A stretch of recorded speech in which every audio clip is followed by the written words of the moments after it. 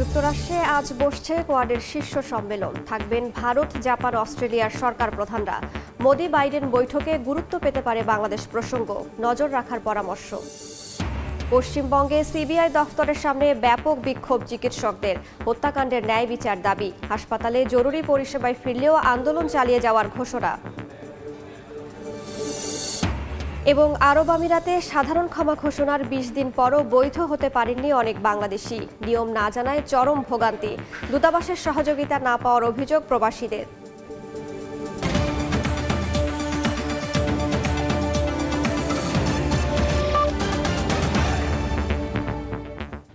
আন্তর্জাতিক সময়ের সঙ্গে আছি আমি রাইসা জান্নাত। ইন্দো প্যাসিফিক অঞ্চলের সার্বিক নিরাপত্তায় গঠিত 4 দেশীয় জোট কোয়াডের চতুর্থ শীর্ষ সম্মেলন অনুষ্ঠিত হতে যাচ্ছে যুক্তরাষ্ট্রে। ডেলাওয়ারে জোটের 4 সদস্য দেশ যুক্তরাষ্ট্র, ভারত, জাপান ও অস্ট্রেলিয়া রাষ্ট্র ও সরকার প্রধানরা এতে যোগ দেবেন। ভারতের প্রধানমন্ত্রী নরেন্দ্র মোদি ও মার্কিন প্রেসিডেন্ট জো বাইডেনের দ্বিপাক্ষিক বৈঠক ও কোয়াডে বাংলাদেশের বর্তমান রাজনৈতিক পরিস্থিতি নিয়ে আলোচনা হতে পারে বলে জানা গেছে। বিশ্লেষকরা বলছেন, এই শীর্ষ সম্মেলনের দিকে তীক্ষ্ণ নজর রাখা উচিত ঢাকার। যুক্তরাষ্ট্র থেকে হাসানুজ্জামান সাকির রিপোর্ট। ইংরেজি কোয়াড্রিল্যাটারাল, যার অর্থ চতুর্পক্ষীয়।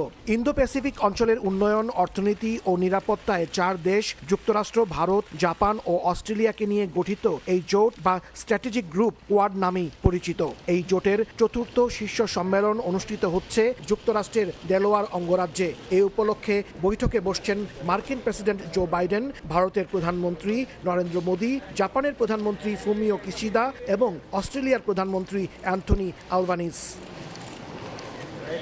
কোয়াড সম্মেলন সফল করতে সব প্রস্তুতি শেষ করেছে যুক্তরাষ্ট্র। মার্কিন প্রেসিডেন্টের মুখপাত্র কারিন জিন পিয়েরে জানিয়েছেন, জো বাইডেন প্রথমবারের মতো তার নিজ এলাকা উইলমিংটনে বিদেশি নেতাদের আপ্যায়ন করবেন, যা নেতাদের ব্যক্তিগত সম্পর্ক উন্নয়ন ও ইন্দো প্যাসিফিক অঞ্চলের সব দেশের জন্য কোয়াডের গুরুত্বের প্রতিফলন ঘটাবে। অন্যদিকে ভারতের পররাষ্ট্র সচিব বিক্রম মিস্ত্রি বলেছেন, বাংলাদেশের বর্তমান রাজনৈতিক পরিস্থিতি নিয়ে কোয়াডে আলোচনা হতে পারে। শুধু তাই নয়, বাইডেনের সঙ্গে মোদির দ্বিপক্ষীয় বৈঠকেও এ নিয়ে আলোচনার সম্ভাবনা আছে।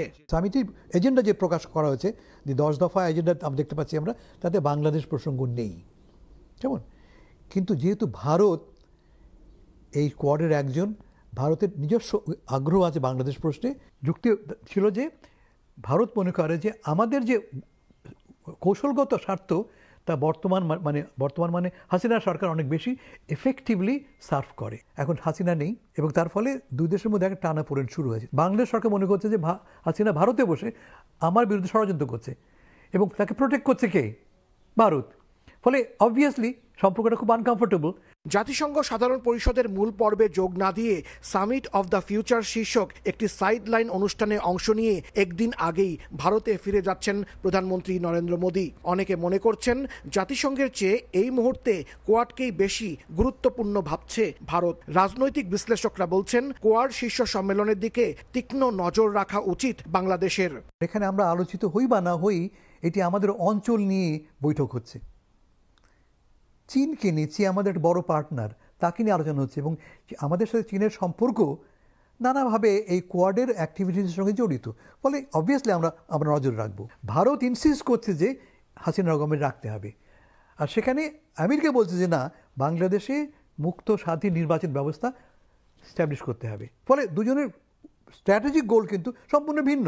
ইন্দো প্যাসিফিক অঞ্চলে চীনের আধিপত্য রুখতে 2007 সালে 4 দেশের সমন্বয়ে একটি সংলাপের মাধ্যমে শুরু হয় কোয়াড। পরে 2017 সালে এটি একটি জোট হিসেবে গড়ে ওঠে। যদিও করোনা মহামারী, ইউক্রেন এবং গাজায় সংঘাতের পর কোয়াডের তৎপরতা অনেকটা থমকে যায়। আগামী বছর 2025 সালে কোয়াডের 5ম শীর্ষ সম্মেলনের আয়োজন করবে ভারত। ভারতের প্রধানমন্ত্রী নরেন্দ্র মোদি যুক্তরাষ্ট্র ত্যাগের একদিন পর এখানে আসবেন প্রধান উপদেষ্টা ডক্টর মোহাম্মদ ইউনুস। ফলে নিউ ইয়র্কে দুই নেতার মধ্যে দেখা সাক্ষাৎ কিংবা বহুল প্রত্যাশিত বৈঠকটি হচ্ছে না। এদিকে কোয়াডে বাংলাদেশ প্রসঙ্গ আলোচনায় উঠবে জানার পর জাতিসংঘের বাইরে এই শীর্ষ সম্মেলনটি নিয়ে ব্যাপক আগ্রহ তৈরি হয়েছে। হাসানুজ্জামান সাকি, সময় সংবাদ, যুক্তরাষ্ট্র। এবার নিজেকে ইসরায়েলের রক্ষক বলে দাবি করলেন ডোনাল্ড ট্রাম্প। আসন্ন মার্কিন প্রেসিডেন্ট নির্বাচনে জয়ী না হলে ইহুদি আমেরিকান ভোটারদের পস্তাতে হবে বলেও মন্তব্য করেছেন তিনি। যুক্তরাষ্ট্রের ওয়াশিংটন ডিসির এক সম্মেলনে অংশ নিয়ে কথা বলেন ট্রাম্প। এদিকে দেশটিতে বন্দুক সহিংসতা বন্ধে পদক্ষেপ নেওয়ার কথা জানালেন ট্রাম্পের প্রতিদ্বন্দ্বী প্রার্থী কমলা হ্যারিস। ঘনিয়ে আসছে যুক্তরাষ্ট্রের ৪৭তম প্রেসিডেন্ট নির্বাচনের সময়, বাড়ছে টানটান উত্তেজনা, জমে উঠেছে রিপাবলিকান ও ডেমোক্রেটদের হাড্ডাহাড্ডি প্রচারণার লড়াই। ট্রাম্প কমলা দুই প্রতিদ্বন্দ্বী প্রার্থী প্রচারণায় গুরুত্ব দিচ্ছেন ভোটারদের স্পর্শকাতর ও আবেগের বিষয়ে। তেমনই বৃহস্পতিবার ওয়াশিংটন ডিসিতে মার্কিন ইহুদিদের জাতীয় সম্মেলনে অংশ নেন রিপাবলিকান প্রার্থী ডোনাল্ড ট্রাম্প। এ সময় দুঃখ প্রকাশ করে তিনি বলেন, আমেরিকান ইহুদিদের মাঝে হ্যারিসকে সমর্থন করার প্রবণতা দেখা যাচ্ছে। কমলা জয়ী হলে 2 বছরের মধ্যে ইসরায়েলের অস্তিত্ব বিলীন হয়ে যাবে বলেও সতর্ক করেন তিনি। এমনকি তিনি জয়ী না হলে পস্তাতে হবে ইহুদিদের। সমাবেশে নিজেকে ইসরায়েলের রক্ষক বলে দাবি করেন রিপাবলিকান এই নেতা। Israel will be wiped off the face of the earth if I don't win, and that's a big statement. That's a horrible statement to make, and it's just the way I feel, and a lot of people in this room agree with me. সম্প্রতি একটি গবেষণায় দেখা গেছে ট্রাম্পের চেয়ে কমলার পক্ষে American ইহুদিদের সমর্থন বেশি। ওই জরিপে কমলা 65 এবং 34% সমর্থন ছিল ট্রাম্পের পক্ষে। একদিকে যেমন নিজের পাল্লা ভারী করতে ব্যস্ত ট্রাম্প, অন্যদিকে অত্যন্ত সূক্ষ্মভাবে মার্কিনদের মনে জায়গা করে নিতে তৎপর ডেমোক্রেট শিবিরের প্রার্থী কমলা হ্যারিসও। বৃহস্পতিবার মিশিগানের ফার্মিংটন হিলসে জনপ্রিয় টিভি উপস্থাপিকা অপরাহ উইনফ্রের সঙ্গে একটি প্রচারণা অনুষ্ঠানে অংশ নেন এই প্রার্থী। এ সময় যুক্তরাষ্ট্রে ব্যাধিতে পরিণত হওয়া বন্দুক সহিংসতা বন্ধের উপর গুরুত্ব দেন তিনি। Our kids had active shooter drills. They're concerned that there might be somebody who would kill them while they are at school. This is not the sign of a civil society. একদিকে tax কমানো, বিনিয়োগ বাড়ানো, চাকরির সুযোগ সৃষ্টিকে প্রাধান্য দিচ্ছেন Trump, অন্যদিকে মধ্যবিত্তদের জীবনমানের উন্নতি, বিত্তশালীদের আয়কর বাড়ানো, বন্দুক সহিংসতা বন্ধের দিকে জোর দিচ্ছেন কমলা। তবে এ দুজনের কারোর মধ্যেই জোরালো অর্থনৈতিক পরিকল্পনা নেই বলে মনে করেন মার্কিনরা। সম্প্রতি যুক্তরাষ্ট্রের APNORC জরিপে উঠে এসেছে এ তথ্য। মৌসুমী সাথী, সময় সংবাদ। বিরতি আংশিক তুলে নেওয়ার কথা বললেও আন্দোলন চালিয়ে যাবার ঘোষণা দিয়েছেন ভারতের পশ্চিমবঙ্গের জুনিয়র চিকিৎসকরা। শুক্রবার সিবিআই দফতরের সামনে ব্যাপক বিক্ষোভ করেন তারা। এ সময় দাবি জানান ন্যায় বিচারের।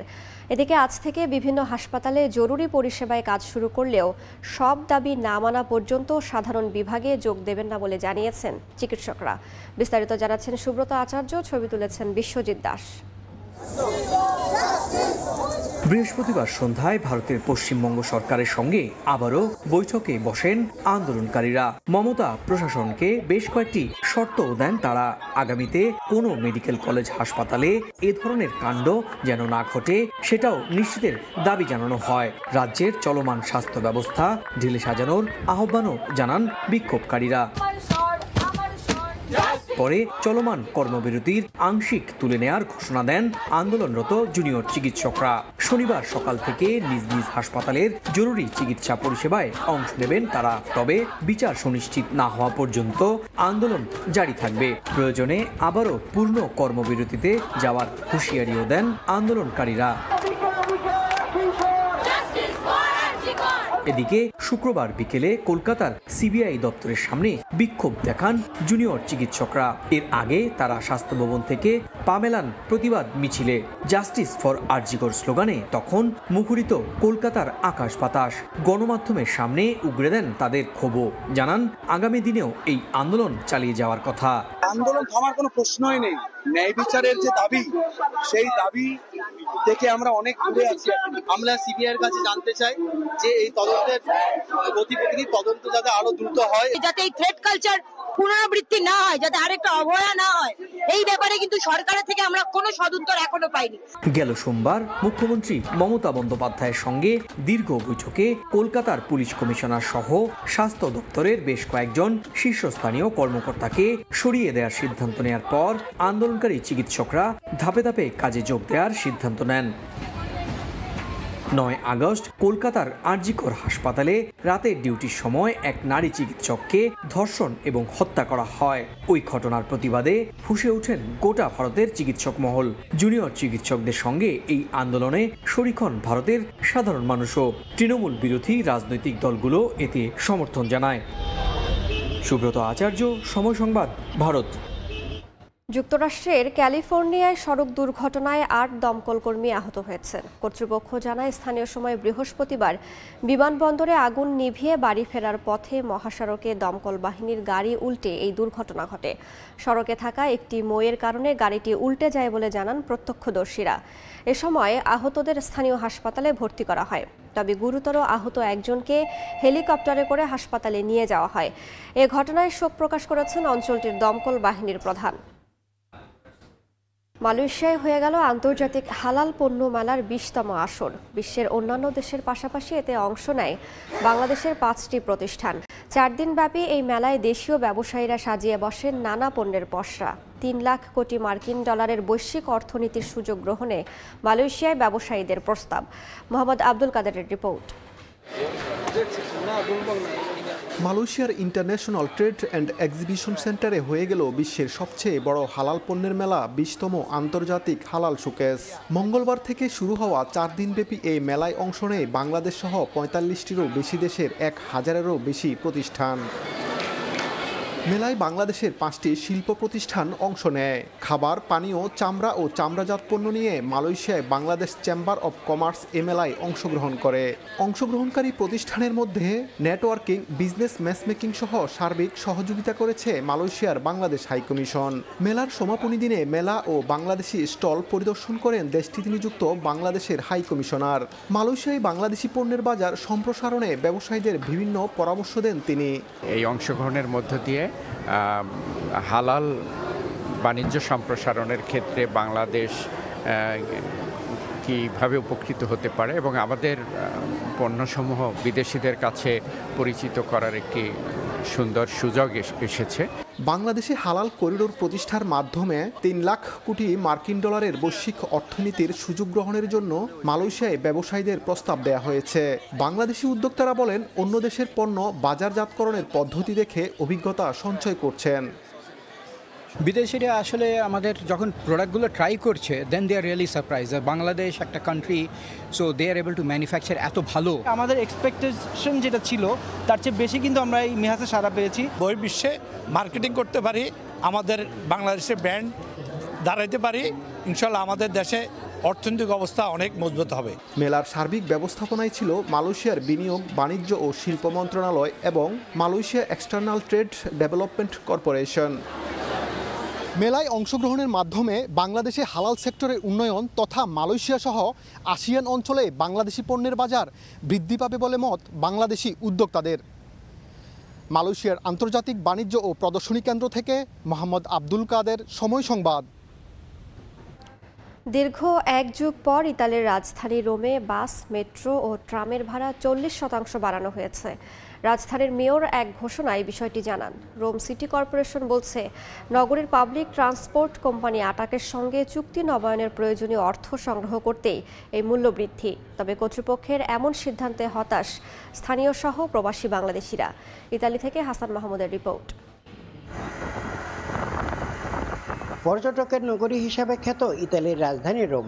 বিশ্ব ঐতিহ্যের নানা নিদর্শন রয়েছে শহরটিতে। রোমে বসবাস করেন ৪৪ লাখেরও বেশি মানুষ।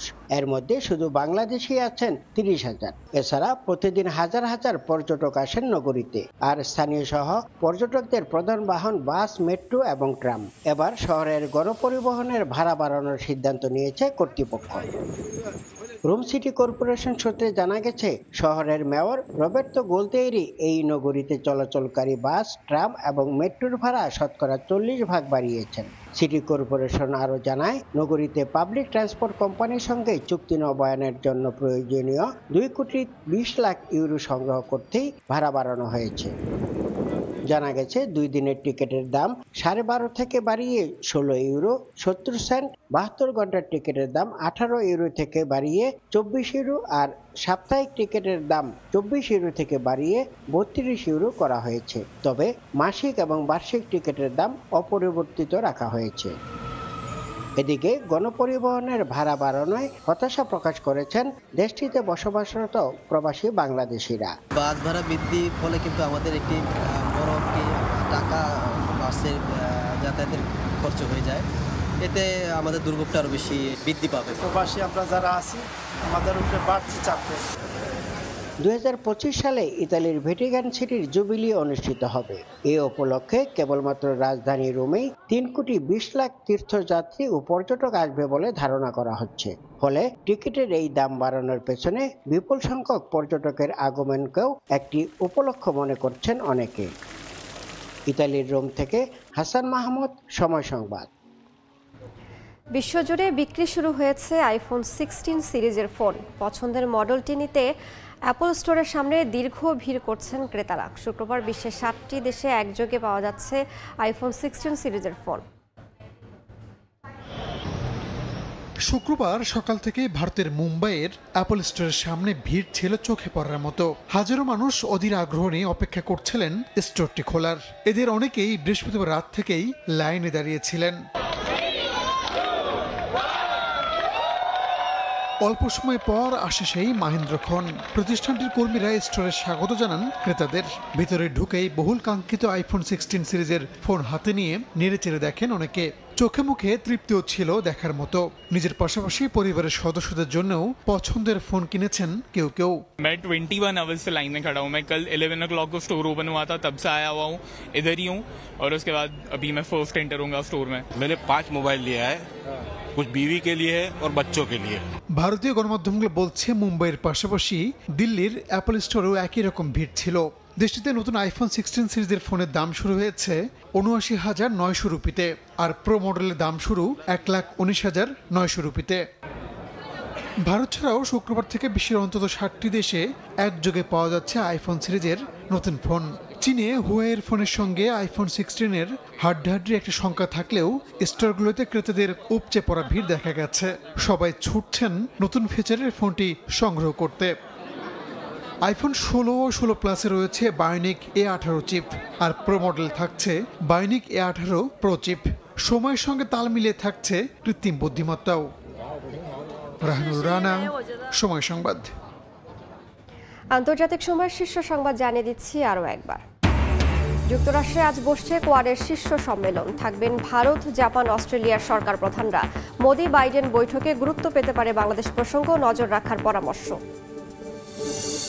এবং আরব আমিরাতে সাধারণ ক্ষমা ঘোষণার 20 দিন পরও বৈধ হতে পারেননি অনেক বাংলাদেশি। নিয়ম না জানায় চরম ভোগান্তি। দূতাবাসের সহযোগিতা না পাওয়ার অভিযোগ প্রবাসীদের।